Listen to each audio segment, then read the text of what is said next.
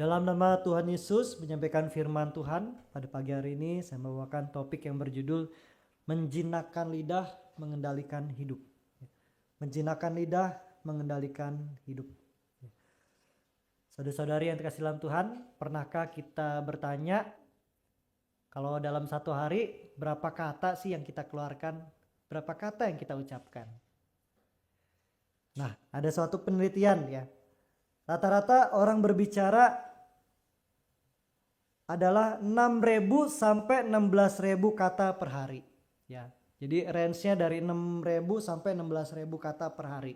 Nah, yang menarik dan mungkin kita sama-sama setuju ya, perempuan berbicara rata-rata 13 sampai 16.000 kata per hari. Ya, lebih banyak daripada laki-laki. Ya, menurut penelitian laki-laki itu berbicara rata-rata 11 sampai 12.000 kata per hari. Ya, ya tentunya mungkin di antara ini ada orang yang jarang berbicara seperti orang-orang yang introvert gitu ya, atau yang jarang ketemu dengan orang ya. Nah, tapi yang menarik adalah bagaimana sebagai manusia ya, kita memang suka berkata-kata, kita suka berbicara ya. Tapi hati-hati saudara-saudara yang kasih dalam Tuhan, semakin banyak kita berbicara ya, kita akan dihakimi lebih ketat lagi ya. Kata siapa? Kata Penatua Yakobus. Mari kita sama-sama membaca Yakobus pasal 3 ayat 1. Yakobus pasal 3 ayat yang pertama. Kita akan buka kitab Yakobus setelah Ibrani. Dan kita akan menandakan kitab Yakobus ini ya. Pasal 3 ayat yang pertama.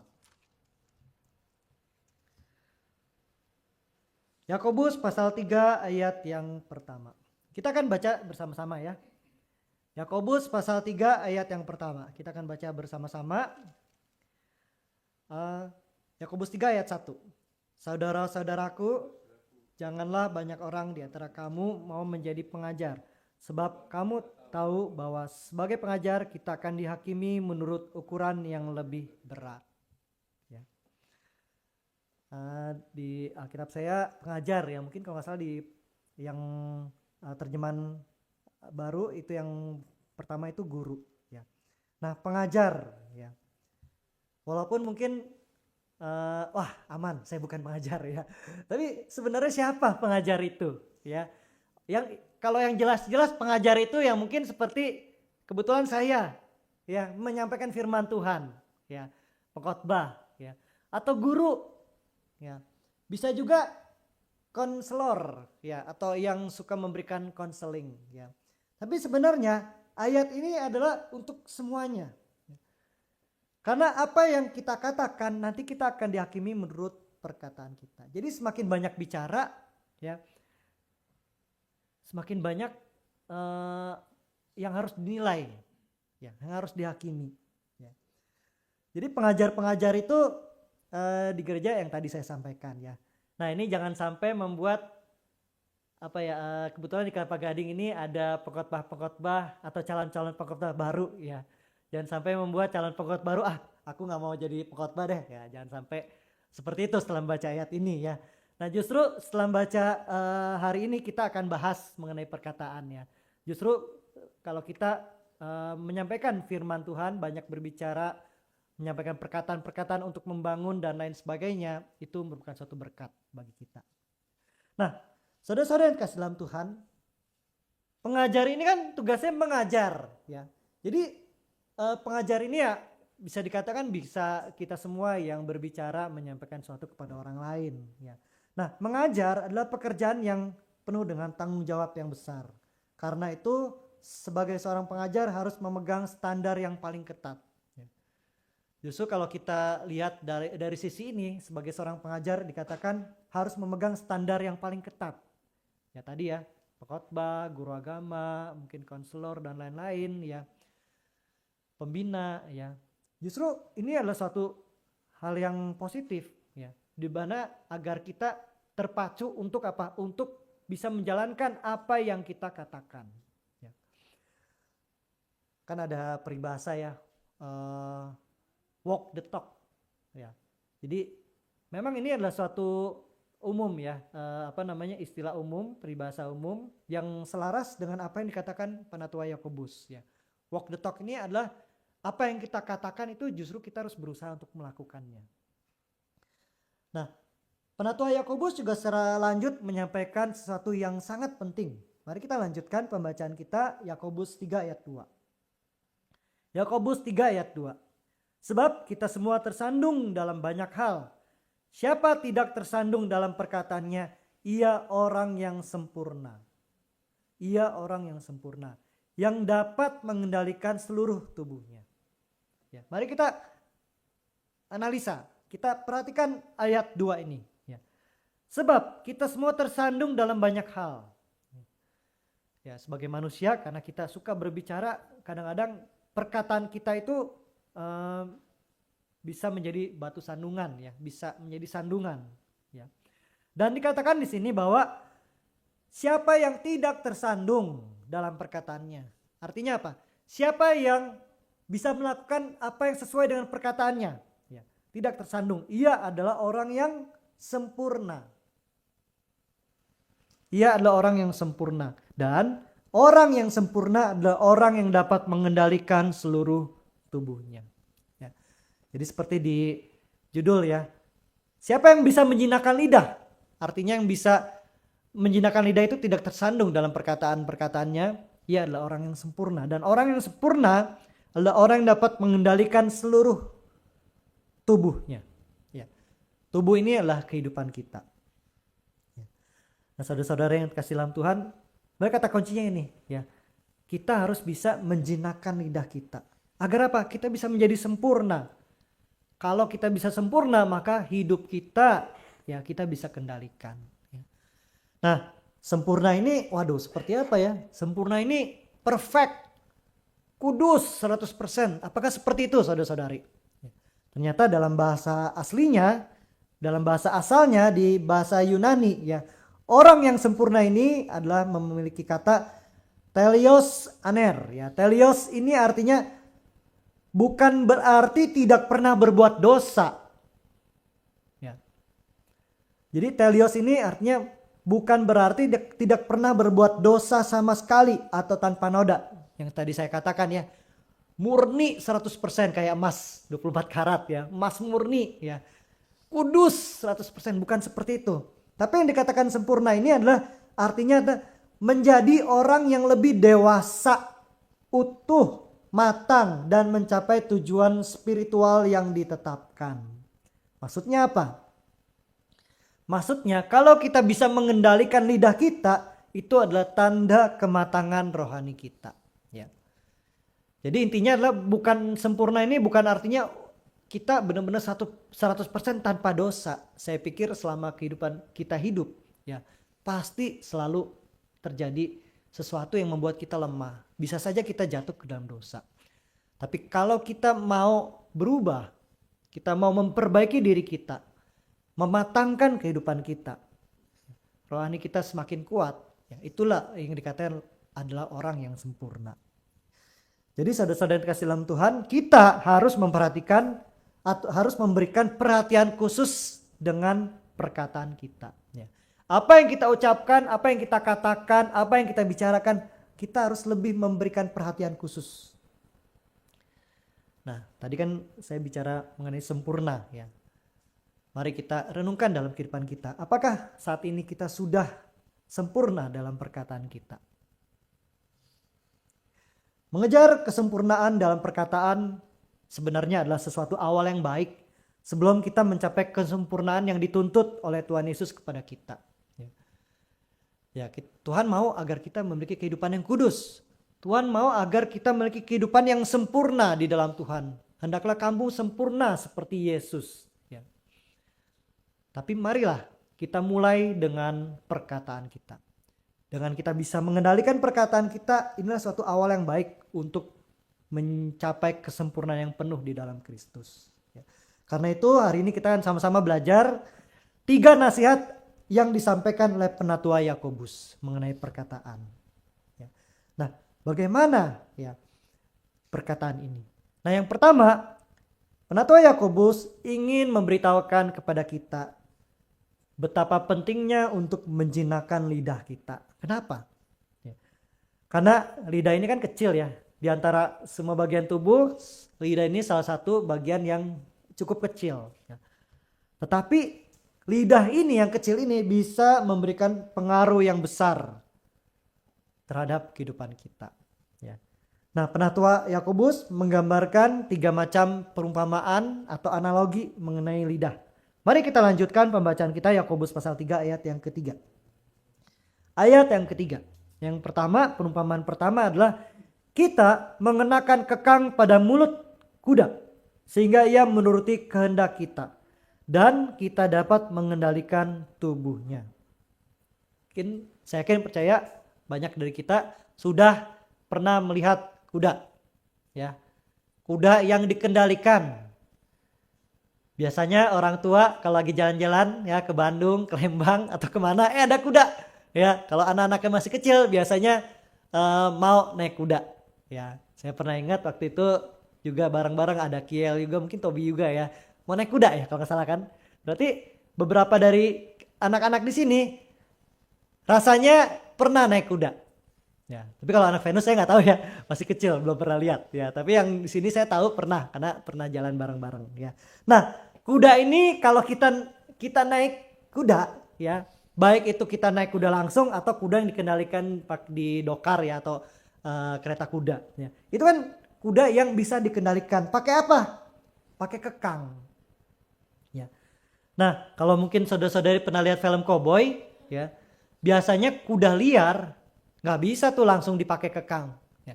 Dia harus dijinakin dulu, harus dibuat tenang dulu, baru kekang itu bisa dipakaikan di mulutnya. Dan itu kadang-kadang susah, apalagi yang saya suka lihat film kuda ya, Black Stallion ya. Wah, itu kuda liar banget ya. Kalau udah ditangkap, wah, dia membutuhkan waktu yang banyak, mungkin bisa sehari atau berhari-hari untuk menjinakkannya. Nah, kekang itu dipakai kalau misalnya kuda itu sudah tenang. Ya. Nah, kalau sudah Black Stallion sekalipun, kuda liar sekalipun, kalau sudah jinak, kalau sudah tenang dan dipakaikan kekang itu, kuda yang dulunya liar ya, itu bisa dikendalikan. Ya. Nah, analogi pertama itu adalah kekang itu menandakan lidah kita.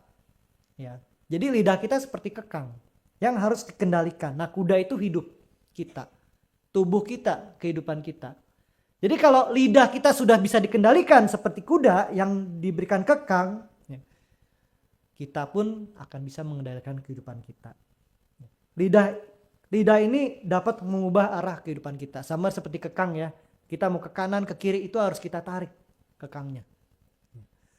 Nah, saudara-saudara yang kasih dalam Tuhan, jadi pertama itu lidah itu dianalogikan atau diperumpamakan seperti kekang yang dipakaikan kepada mulut kuda. Ya. Kita lihat yang kedua. Kita lihat ayat yang keempat. Yakobus pasal 3 ayat 4. Yakobus pasal 3 ayat yang keempat. Lihat saja kapal-kapal walaupun amat besar dan digerakkan oleh angin keras, ia dapat dikendalikan oleh kemudi yang amat kecil menurut kehendak juru mudi. Ya. Kapal ya. Jadi tadi kuda, yang kedua lidah itu adalah seperti kemudi di kapal yang besar. Kapal ini kalau kayak kapal layar ya, zaman dulu itu kapal layar kan harus ada layar ya. Untuk bisa maju itu harus didorong oleh angin. Tapi gimana caranya bisa belok kiri, belok kanan ya, itu pakai layar ya. Nah, jadi memang membutuhkan angin, tapi bagaimana untuk mengarahkannya? Butuh alat kemudinya, kemudi yang kecil ya. Nah, kemudi yang kecil ini bisa mengarahkan kapal sebesar apapun ya. Mungkin di antara kita ada yang pernah naik kapal pesiar ya. Itu kalau kita lagi berdiri di pelabuhan, kita melihat kapal pesiar, berapa besar kapal pesiar itu? Saya yakin tuh besar sekali ya. Tapi kapal yang besar itu, kapal pesiar itu juga bisa dikendalikan dengan apa? Dengan yang bulat itu ya, apa sih namanya? Kemudinya. Ya. Nah, jadi juru kemudi atau nakodanya akan membimbing kapal ke tempat yang kita ingin tuju melalui apa? Kemudi itu. Jadi kapal ini mungkin kapal yang besar, kapal raksasa, tapi ia bisa dikendalikan oleh kemudi yang kecil. Ya. Begitu juga dengan lidah. Meskipun kecil, lidah ini memiliki pengaruh dan makna yang luar biasa dalam kehidupan kita. Ya. Nah ini baru 2 perumpamaan yang pertama, dan 2 perumpamaan ini sebenarnya mirip ya. Kuda, kapal ya itu dikendalikan. Ya. Kalau si penunggang kudanya itu baik, ya dia tahu kemana harus dituju. Sama dalam kehidupan kita. Ya. Penunggang kuda kita siapa? Ya. Kita mau dikendalikan oleh Tuhan Yesus. Seperti kapal juga, nakoda dalam kehidupan kita siapa? Yesus. Kalau kita tidak mau menyertakan Yesus, kita hanya mau mengendalikan diri sendiri, ya kita mungkin bisa akan salah arah. Nah, perumpamaan ketiga, selain kuda dan kapal, lebih lanjut penatua Yakobus menjelaskan di ayat yang kelima. Ayat yang kelima, demikian juga lidah, walaupun suatu anggota kecil dari tubuh, ia dapat memegahkan hal-hal yang besar. Lihatlah, betapapun kecilnya api dapat membakar hutan yang besar. Jadi lidah ini dapat memegahkan perkara-perkara besar. Maksudnya memegahkan apa? Karena lidah bisa jadi terjadi perkara yang besar. Padahal perkaranya mungkin biasa-biasa saja. Masalahnya mungkin kecil. Tapi karena lidah ini tidak bisa diatur, lidah ini tidak bisa dikendalikan, perkara kecil bisa menjadi perkara yang besar. Seperti apa? Seperti api. Ya. Saudara-saudari, mungkin saya lupa tahun lalu atau 2 tahun lalu itu terjadi kebakaran besar di Amerika, kalau nggak salah di Hollywood ya. Mungkin kita pernah dengar beritanya ya. Itu kebakaran yang melululantahkan bukan hanya hutan, tapi rumah-rumah mewah di Hollywood. Tempat-tempat bisnis. Karena apa? Karena kebakaran. Nah, kebakaran itu dimulai dari apa? Dari api. Ya, entah itu api kecil yang mungkin ada orang sembarangan merokok, atau api yang karena sinar matahari membakar kecil terjadi percikan ya, atau mungkin karena petir ya. Tapi awalnya kan kecil. Dari kecil karena terbakar dia bisa membakar seluruhnya. Jadi lidah ini punya kekuatan yang luar biasa. Ya. Bisa memberikan dampak yang besar. Salah satunya dampak kerusakan negatif. Ya. Nah kalau kita lihat lebih lanjut ayat yang ke-6. Lidah pun adalah api. Ya ini diulang lagi ya. Lidah merupakan suatu dunia kejahatan di antara anggota-anggota tubuh kita. Sesuatu yang menodai seluruh tubuh dan membakar roda kehidupan kita. Sedangkan lidah itu sendiri dibakar oleh api neraka. Nah, secara umum penatua Yakobus menjelaskan lidah ini adalah kejahatan. Kenapa? Karena dia bisa mempengaruhi roda kehidupan kita. Kita lihat lanjut lagi ayat 7. Semua jenis binatang liar, burung-burung, serta binatang-binatang melata dan binatang-binatang laut dapat dijinakan dan telah dijinakan oleh manusia. Kita tahu, mungkin pernah lihat ini fakta ya. Binatang liar dapat dijinakan. Buktinya apa ya? Kita bisa lihat ke taman safari, taman Ragunan ya. Itu binatang-binatang bisa dijinakan. Dari yang melata, yang hewan makan rumput ya, sampai hewan yang makan daging seperti singa, beruang. Bahkan kalau di akuarium besar ada mungkin hiu ya. Binatang-binatang liar bisa dijinakkan, tapi bagaimana dengan lidah? Kita lanjut ayat 8. Tetapi tidak seorang pun dapat menjinakkan lidah. Ia tidak terkuasai, jahat dan penuh racun mematikan. Lidah itu bahkan penatua Yakobus mengungkapkan hampir mustahil menjinakkan lidah. Karena lidah ini lebih liar daripada binatang liar. Susah sekali untuk dijinakkan. Kenapa? Karena penuh kejahatan, racun. Racun yang mematikan. Saudara-saudara yang terkasih dalam Tuhan. Walaupun kata-kata yang kita ungkapkan, nggak harus banyak. Mungkin hanya sedikit kata yang kita ucapkan. Tapi kadang-kadang perkataan yang sedikit itu bisa membuat perkara besar. Bahkan kadang-kadang bisa menusuk ke hati kita. Nah, penatua Yakobus memang mengatakan bahwa mengendalikan lidah yang kecil ini bukan hanya sulit tapi hampir mustahil. Ya. Tapi hari ini kita sama-sama belajar di bagian pertama. Ya. Bagaimana lidah ini adalah sesuatu yang memang harus kita perhatikan dengan khusus. Ya. Kita harus memikirkan, merenungkan. Ya. Bagaimana dengan perkataan kita? Apa yang kita bicarakan, apakah dapat kita saat ini sudah bisa menjinakkannya, sudah bisa mengendalikannya. Ya. Nah, inilah bagian pertama. Ya. Nah, yang menjadi pertanyaan, gimana caranya menjinakkan lidah ini? Lidah yang lebih liar daripada binatang liar ini. Yang lebih mematikan, penuh dengan kejahatan dan racun mematikan. Bagaimana caranya? Nah, Pendeta Yakobus juga menyampaikan ada dua hal. Ya. Dua nasihat bagaimana cara kita menjinakkan lidah. Ya. Nasihat pertama, kita akan mundur Yakobus 1. Kita akan mundur di pasal yang pertama, Yakobus pasal pertama ayat 19 sampai 21.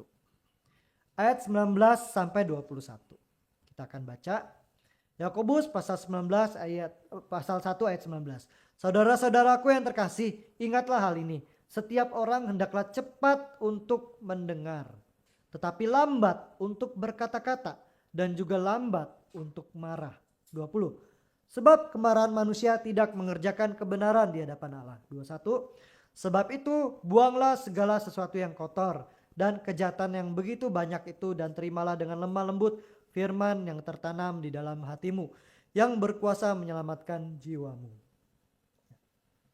Fokusnya di ayat yang ke-19 ya. Apa kata penatua Yakobus? Ya. Hendaklah kamu cepat untuk mendengar. Ya, jadi yang pertama dengar dulu, cepatlah untuk mendengar. Yang kedua, lambat untuk berkata-kata. Ya. Lambat untuk berkata-kata.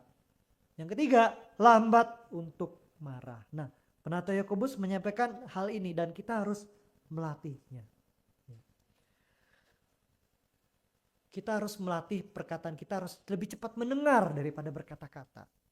Saat berkata-kata kita harus lebih lambat, jangan cepat-cepat pengen ngomong. Ya. Saudara-saudari, kalau kita renungkan, ya, saya pribadi coba renungkan ini, memang ini adalah hal yang tidak mudah untuk dilakukan.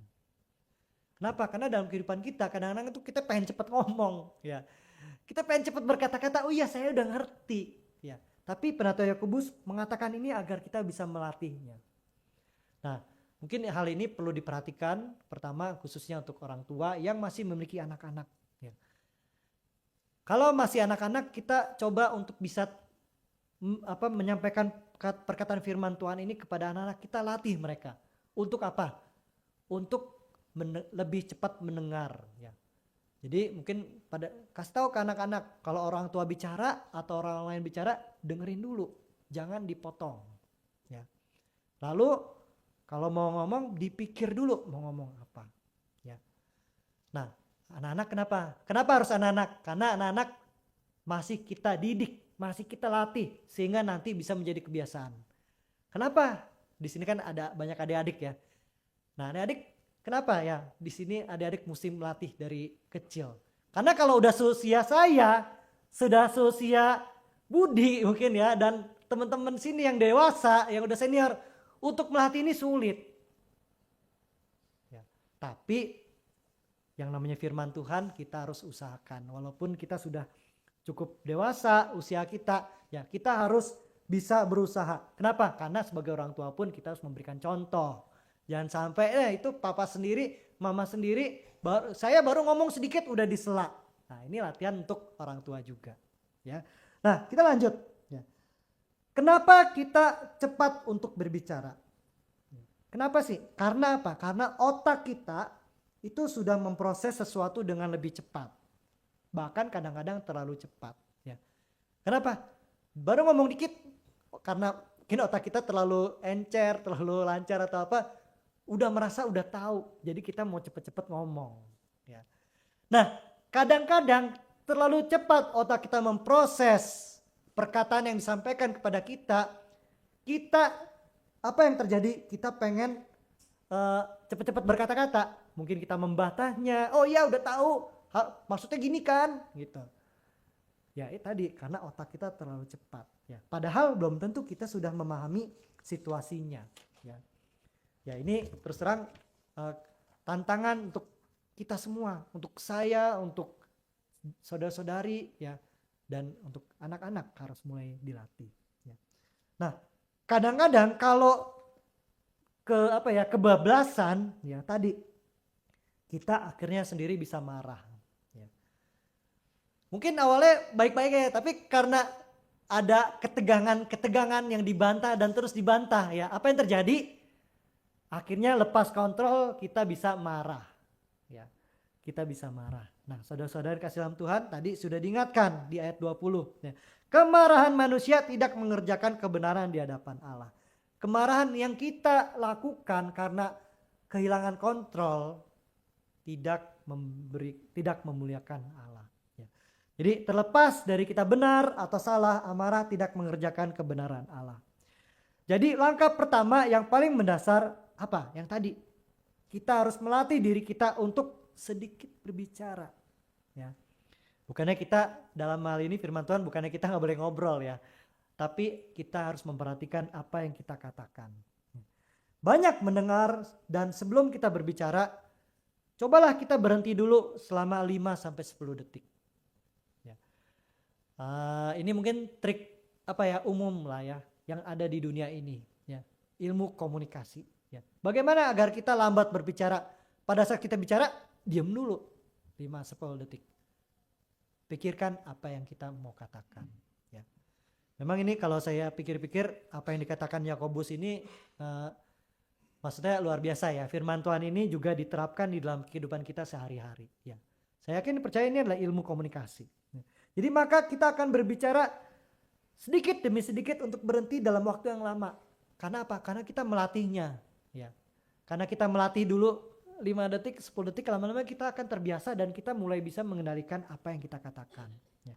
Jadi dengan kemampuan kita ini, kalau kita bisa lebih banyak mendengar, kita bisa memahami situasi lebih baik, maka kita akan bisa menghindarkan diri kita dari dosa. Jadi kalau kita berbicara terlalu banyak, kadang-kadang dosa pun tidak terelakkan.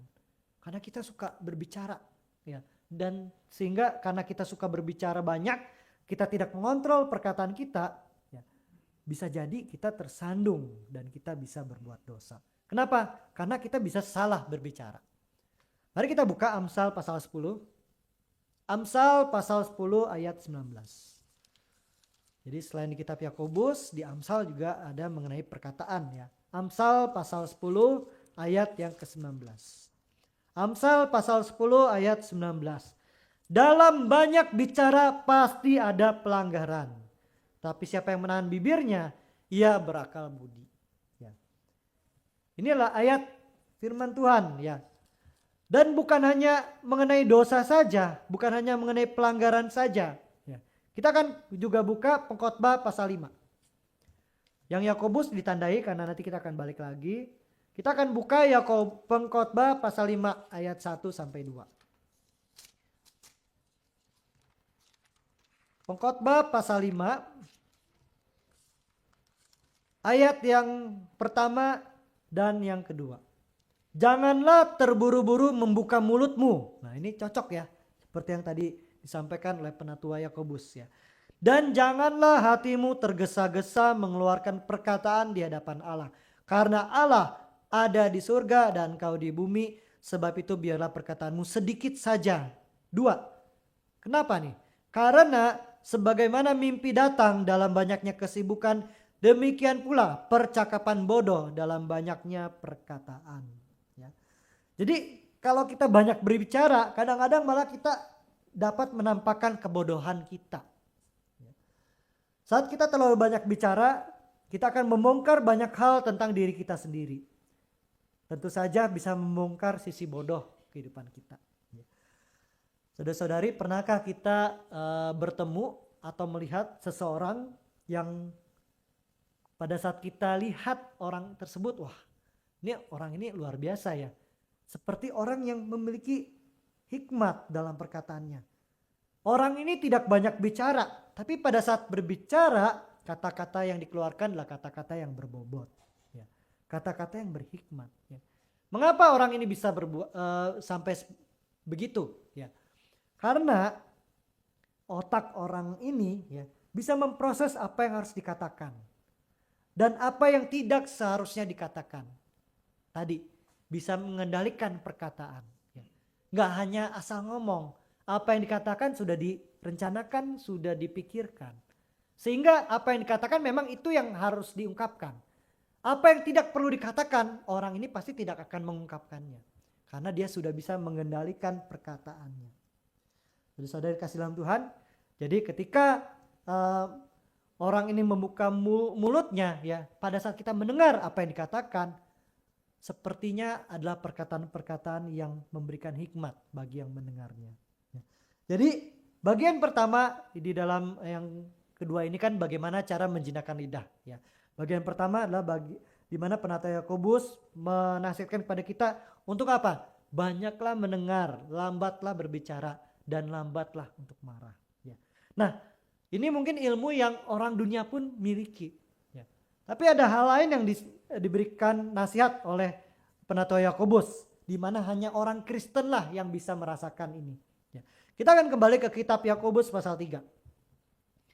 Kitab Yakobus pasal 3 ayat yang ke-9 sampai 12.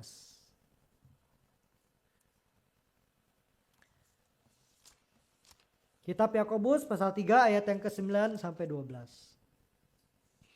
Ayat 9. Dengan lidah kita memuji Tuhan dan Bapa kita. Dengan lidah juga kita mengutuk manusia yang diciptakan menurut rupa Allah. 10. Dari mulut yang sama keluar berkat dan kutuk. Hal ini saudara-saudaraku tidak boleh terjadi. 11. Apakah mata air memancarkan air tawar dan air pahit dari lubang yang sama? 12. Saudara-saudaraku, apakah pohon ara dapat menghasilkan buah zaitun dan pokok anggur dapat menghasilkan buah ara? Demikianlah juga mata air asin tidak dapat mengeluarkan air tawar. Kalau kita baca ayat 9 sampai 12 ini, seolah-olah tidak ada perkataan positif yang diungkapkan oleh penatua Yakobus. Sepertinya hanya hal-hal yang munafik ya, dari perkataan manusia. Ya. Munafik itu artinya yang tadi ya, dari orang sama misalnya orang baik. Ya. Dia bukan hanya melakukan perkataan-perkataan baik, tapi dia juga melakukan perkataan-perkataan jahat. Perkataan-perkataan yang tidak berkenan. Nah, ini adalah orang seperti orang yang munafik ya. Tapi Yakobus bilang tidak seperti itu. Penatua Yakobus mengungkapkan ini adalah ada satu poin penting di mana ayat ini mengungkapkan kebenarannya itu mengenai apa? Mengenai suatu sumber. Ya. Suatu sumber di mana dikatakan tadi ya di ayat yang terakhir lah paling gampang. Mata air asin tidak dapat mengeluarkan air tawar. Sumber mata air yang asin tidak mungkin mengeluarkan air yang tawar. Ya. Pasti kalau air asin ya pasti hasilnya adalah air yang asin pula. Kalau air tawar adalah air yang tawar juga. Ya. Jadi di sini penatua Yakobus sebenarnya menekankan bahwa suatu sumber itu adalah prinsip utamanya. Sumbernya itu seperti apa? Kalau sumbernya baik pasti menghasilkan hal yang baik. Kalau sumbernya buruk, tentu menghasilkan hal yang buruk. Jadi kuncinya terletak pada hakikat atau sifat asli dari sumber ini. Ya. Ia tidak bisa menyalahi sifat aslinya. Sifat asli seperti apa? Ya. Tadi ya sumber air jernih pasti hanya mengalirkan air yang jernih, bukan mengeluarkan air yang asin. Pohon ara pasti akan menghasilkan buah ara, tidak akan menghasilkan buah zaitun. Jadi sifat alam ini sebenarnya adalah sudah ditentukan oleh Tuhan. Ya. Tidak akan menyalahi hakikatnya. Ya. Demikian juga kita, saudara-saudari. Kita manusia memiliki sifat asli. Ya. Kita harus sifat asli ini adalah sifat dasar manusia kita. Kita harus bisa mengubah sifat dasar ini. Ya. Kita harus sadari ya, sifat dasar manusia itu seperti apa. Ya.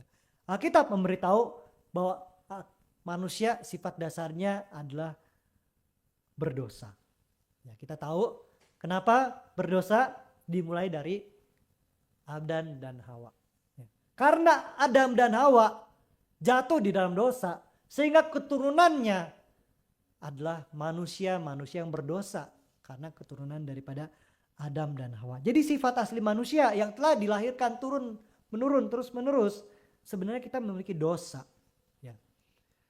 Nah, tapi inilah yang tadi saya bilang di awal ya. Kita orang Kristen ini adalah orang-orang yang sangat beruntung. Mari kita buka 2 Petrus 1 ayat 4. 2 Petrus pasal 1 ayat yang keempat. 2 Petrus setelah kitab Yakobus ya. 2 Petrus pasal 1 ayat yang keempat. 2 Petrus pasal 1 ayat yang keempat. Dengan jalan itu ia telah menganugerahkan kepada kita janji-janji yang berharga dan sangat besar.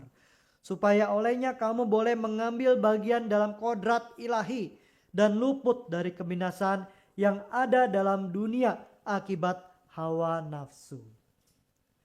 Saudara-saudari, ini suatu anugerah, suatu keuntungan besar untuk kita sebagai orang Kristen. Kenapa? Karena sifat dasar manusia adalah dosa, kita kan sebenarnya manusia yang berdosa. Tapi karena janji-janjinya yang banyak, yang besar. Apa sih janji Tuhan? Kita bisa disempurnakan sehingga kita bisa masuk ke dalam kerajaan surga. Melalui siapa? Melalui Tuhan Yesus Kristus yang dikorbankan di atas kayu salib. Maka dengan janji-janji itu kita bisa mengambil bagian dalam kodrat ilahi. Maksudnya apa? Tadi sifat dasar manusia berdosa. Tapi kalau kita menerima Yesus, kita menerima janji Tuhan, ya, kita akan memiliki kodrat ilahi. Yang sifat dasarnya adalah manusia, kita akan menjadi sesuatu yang ilahi bersama Tuhan Yesus. Ya. Tapi bagaimana kita bisa mengubah sifat dasar kita? Kuncinya adalah Roh Kudus. Roh Kuduslah yang bisa memberikan kita kekuatan. Makanya kita termasuk memiliki anugerah yang luar biasa ya. Umat Kristen di Gereja Sejati itu menerima kebenaran dan ada Roh Kudus yang menyertai kita. Ya.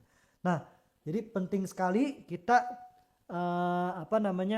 tunduk kepada Roh Kudus. Tapi bagaimana kita tahu kehidupan kita saat ini sudah dipenuhi oleh Roh Kudus? Kita sudah menerima, sebagian besar dari kita sudah menerima Roh Kudus. Bagi adik-adik ya yang belum, kita harus mengejarnya karena Roh Kudus itu penting. Roh Kudus ini yang dapat mengubah sifat dasar manusia. Tapi bagaimana kita tahu kita sudah dipenuhi, sudah tunduk oleh Roh Kudus?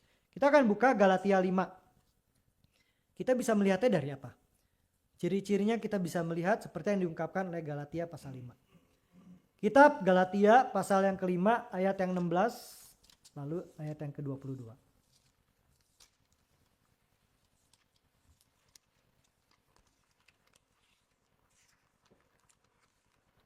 Galatia pasal yang kelima ayat 16. Maksudku, hiduplah oleh roh dan kamu tidak akan menuruti keinginan daging. Ya, hidup oleh roh. Nah, hidup oleh roh seperti apa? Ayat 22. Namun buah roh ialah kasih, sukacita, damai sejahtera, kesabaran, kemurahan, kebaikan, kesetiaan, ya, dan seterusnya. Ya. Kalau kita mempertanyakan diri kita, apakah kita sudah tunduk oleh Roh Kudus? Kita tinggal lihat ayat ini. Apakah kita ada damai sejahtera? Ya. Apakah kita ada kesetiaan, ada sukacita? Apakah dalam kehidupan kita ada kasih? Ya. Kalau kita memiliki hal-hal ini, bersyukurlah kita sudah dituntun oleh Roh Kudus. Kalau belum, mari kita mengejarnya. Jadi ketika kita harus membina kerohanian kita harus biarkan Roh Kudus benar-benar memenuhi kehidupan kita. Maka sifat ilahi Allah, buah roh ini akan terbentuk dalam kehidupan kita. Seperti tadi ya, pohon ara akan menghasilkan buah ara. Sumber air jernih akan mengalirkan air yang jernih. Ya.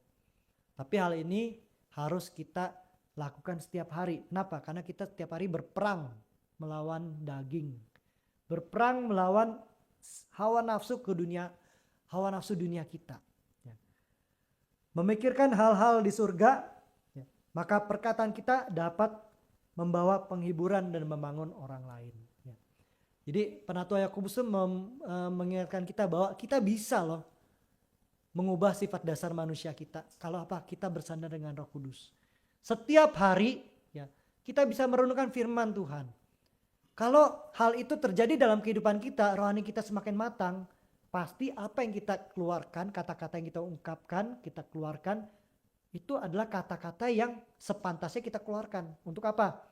Berdoa, untuk membangun orang lain, memotivasi orang lain, menghibur orang lain.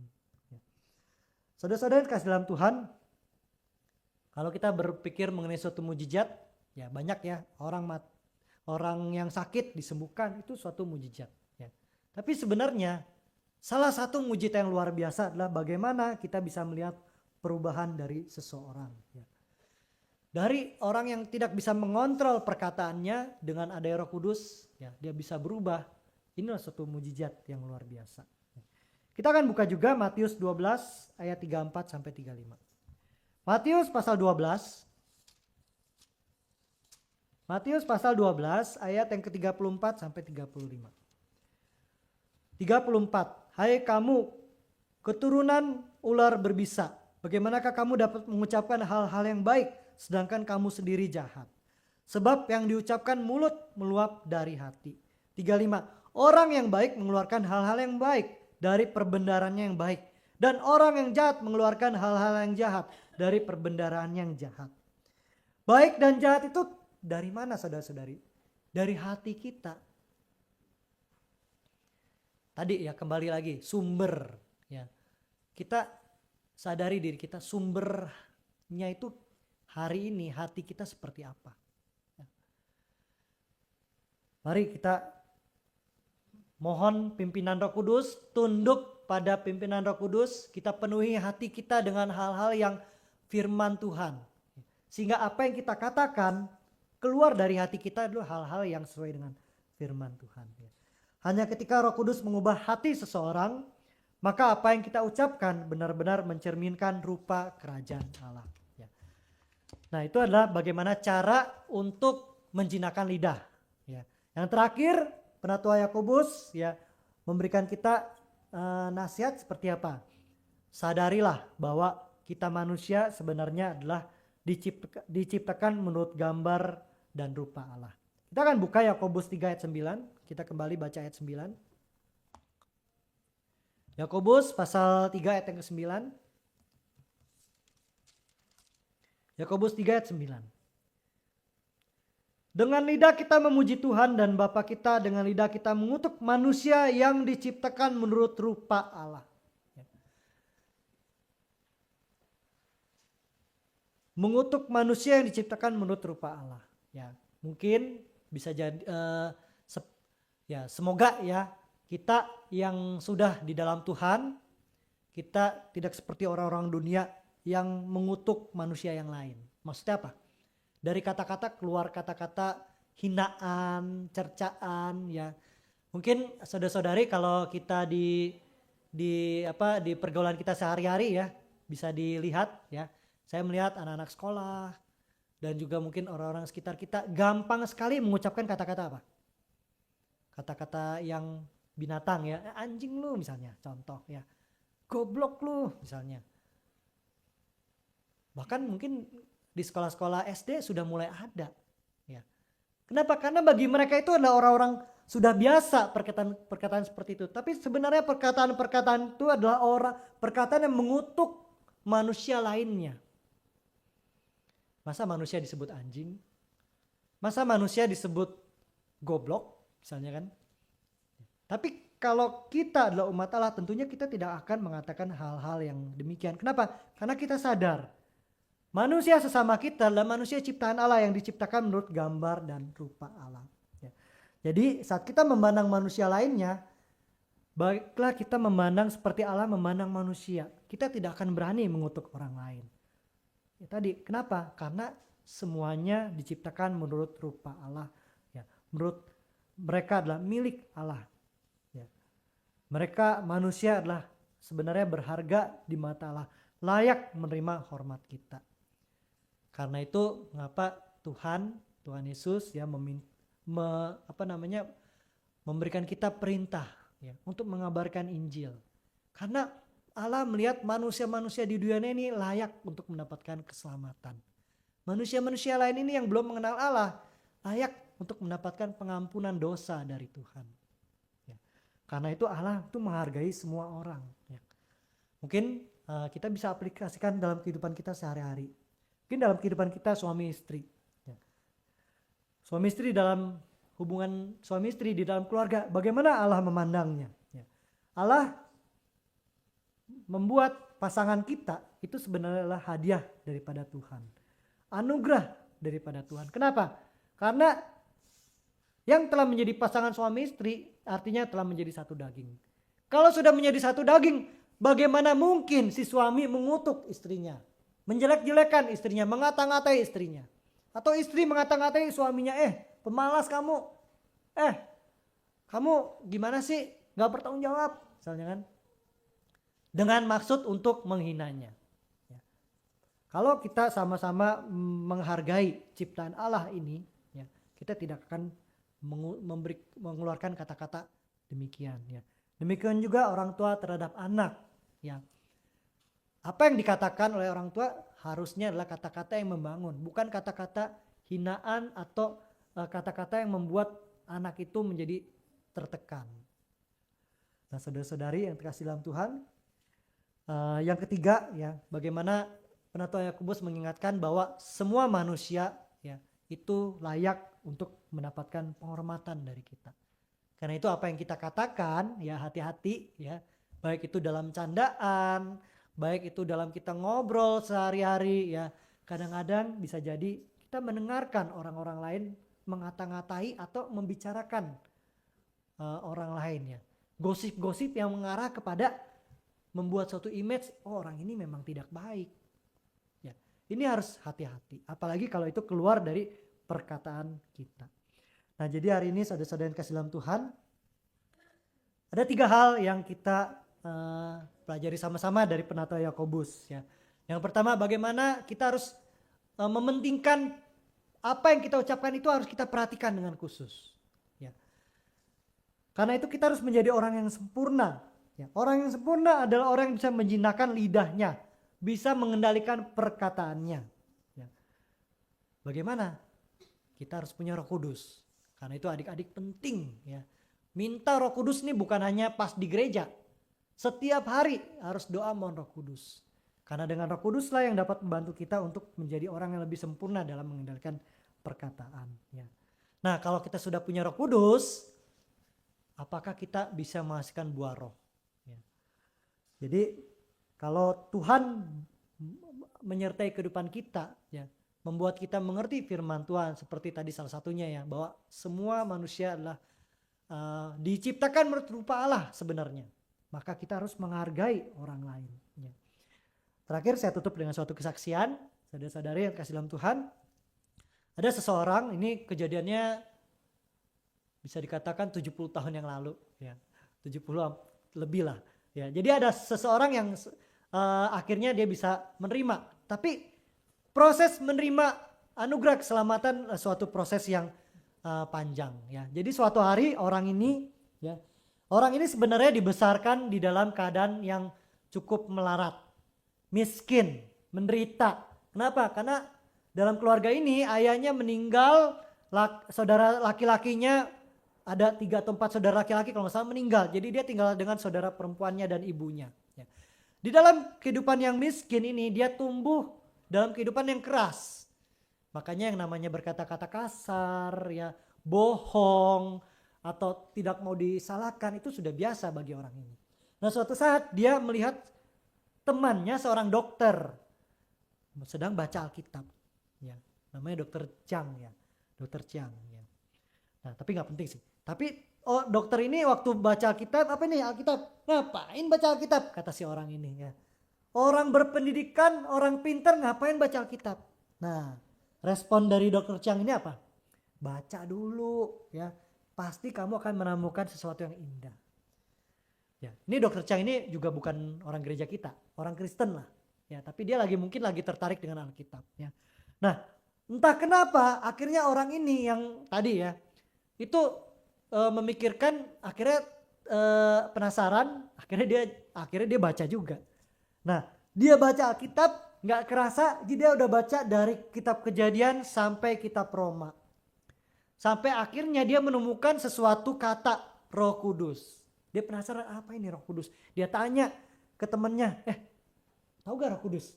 Ya, banyak yang bilang nggak tahu. Terus ada yang bilang, oh Roh Kudus itu kalau kamu melakukan perbuatan baik, seperti orang Kristen kan baik, itu udah dapat Roh Kudus. Ada yang bilang seperti itu. Ya. Terus dia juga nanya ke si dokter Chang ini, kamu tahu gak Roh Kudus? Dokter Chang ini juga nggak ngerti karena ya bukan orang gereja kita. Nah, suatu kali, nah ini puji Tuhan, Tuhan sudah mengatur dengan luar biasa. Dia duduk di suatu kereta, dia melihat dua orang di depannya itu sedang pegang Alkitab, sedang ngobrol tentang Alkitab. Dan dia lihat Alkitabnya itu sampai kelihatan Alkitabnya itu dengan penuh coretan. Sehingga dia punya pandangan, wah ini orang Kristen yang udah cukup lama jadi orang Kristen. Karena Alkitab bukan kayak Alkitab baru, udah penuh dengan coretan-coretan. Lalu dia coba diskusi, dia tanya, kamu ngapain? Oh ya, kami mau pergi ke gereja. Kok pergi ke gereja hari Sabat?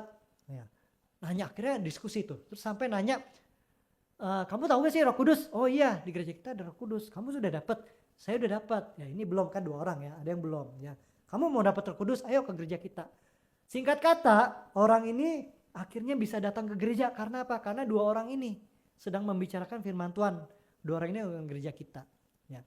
Nah, inilah anugerah Tuhan ya. Kalau memang orang ini memang mau diselamatkan Tuhan, dia akan mau tergerak untuk mau mempelajari firman Tuhan ya. Akhirnya ya singkat kata dia bisa dibaptis di bulan Agustus tahun 51 ya. Dan dia bawa saudaranya juga ya. Dan akhirnya dibaptis, tapi pada saat dibaptis dia masih belum terima Roh Kudus. Sampai dia bingung-bingung, penatua, kenapa saya belum dapat Roh Kudus ya? Ya terus berdoa. Nah, sampai akhirnya setelah berapa tahun dia dapat Roh Kudus. Jadi Roh Kudus itu harus dicari, harus diminta ya. Dan setelah dapat Roh Kudus ya, inti dari kesaksian dia menceritakan banyak sekali perubahan dalam kehidupan dia. Nah, salah satunya perubahan dalam hal apa? Dia tidak lagi berbohong, dia tidak lagi mau merasakan disalah. Karena kalau orang yang suka merasa disalahkan, apa yang dilakukan? Biasanya kan membantah, ya kan? Keluar dari perkataan dia. Nah, hari ini dari kesaksian ini memberitahukan kepada kita, ya, bisa gak kita berubah menjadi lebih baik? Bisa, kalau kita mau bersandar kepada Roh Kudus. Ya. Jadi baik adik-adik kecil kita, ya kita yang sudah merasa dewasa, ya usianya merasa dewasa, jangan bilang kita tidak bisa. Kalau kita mau bersandar Roh Kudus, ya saya juga ini tantangan untuk saya ya. Semoga Tuhan bantu kita untuk bisa memperbaiki apa yang kita katakan. Ya. Sehingga kita bisa memuliakan Tuhan dari perkataan-perkataan kita. Firman Tuhan sampai di sini, kita akan tutup dengan sama-sama menaikkan pujian.